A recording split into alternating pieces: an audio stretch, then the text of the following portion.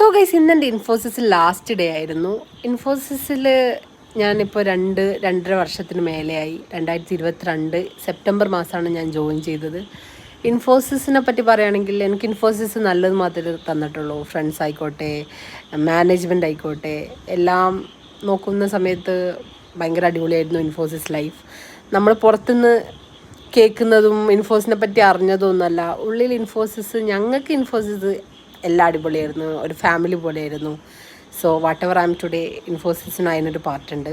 അപ്പോൾ last day എന്ന് പറയുമ്പോൾ ഭയങ്കര ഇമോഷണലി കണക്റ്റഡ് ആയിരുന്നു. ലൈക്ക് ഞാൻ current designation team ലീഡായിരുന്നു.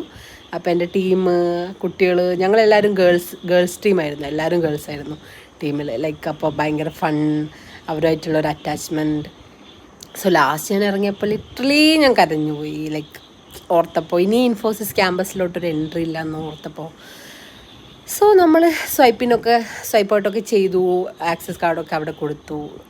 Like ഇൻഫോസിനോട് by പറഞ്ഞ് ഇറങ്ങുവാണ്. ഇനി next life, next chapter. Thank you Infosys four everything.